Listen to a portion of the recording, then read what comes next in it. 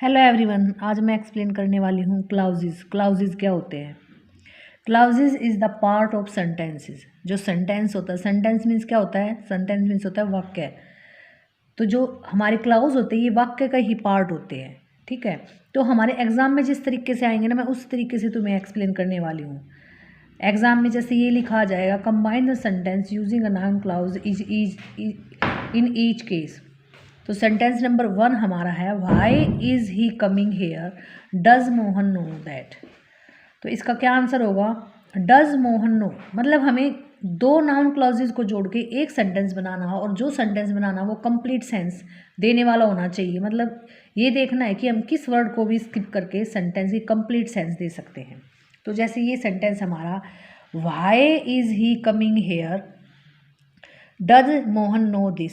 तो इसका कैसे हो जाएगा? डज मोहन नो, ठीक है। इसमें दिस को हम स्किप कर सकते हैं। Does Mohan know why. तो जो ये हमारी हेल्पिंग वर्ब है ना, इज़ ही, तो ये हेल्पिंग वर्ब हमारे सब्जेक्ट के बाद चले जाएंगे। ही इज़ कमिंग हेयर, तो ये हमारा आंसर हो जाएगा, does Mohan know why he is coming here. Sentence number 2, when will I catch the train, I don't know this. I don't know this, मैं नहीं जानता कि मैं कब ट्रेन पकड़ूंगा।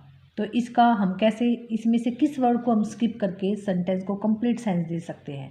तो इसमें देखो, आई डोंट नो वैन, अब इसको दिस को हम स्किप कर सकते हैं। वैन आई, अब जो हमारा हेल्पिंग वर्ब है ना, जैसे में हमने इसमें फर्स्ट सेंटेंस में हेल्पिंग वर्ब हमने सब्जेक्ट के बाद दी थी, इसी तरीके से इसमें भी दे देंगे। तो जो हमारा सेंटेंस ये हेल्पिंग वर्ब है, ये हम आई के बाद दे देंगे। तो when I will catch the train. Sentence number 3, why does Mohan beat his brother, I can not understand this. तो आंसर क्या हो जाएगा? इसमें से दिस को हम स्किप कर देंगे। I can not understand why Mohan beats his brother. Beats क्यों आया यहाँ पे? क्योंकि जो ये हमारी हेल्पिंग वर्ब है ना, डू और डज, कौन से टेंस की हेल्पिंग वर्ब होती है? प्रेजेंट इंडेफिनाइट की।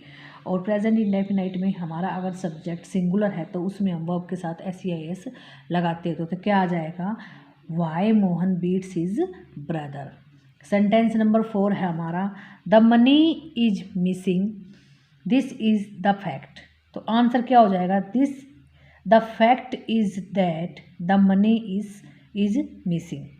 Sentence number 5, when did she leave the town, it is a mystery.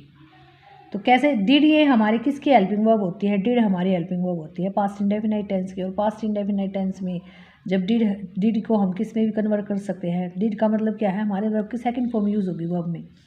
तो व्हेन सी लेफ्ट, लीव की सेकंड फॉर्म में left the town is a mystery. इसमें इट को स्किप करके भी हमारे सेंटेंस की कंप्लीट सेंस आ रही है। Sentence number 6, the principal was coming, the whole class knew it.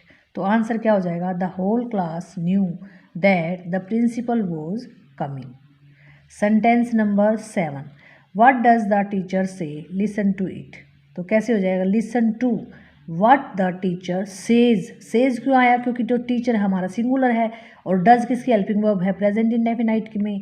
तो जब हमारा सब्जेक्ट सिंगुलर है तो हम वर्ब में SES लगा देंगे। तो क्या हो जाएगा? Listen to what the teacher says.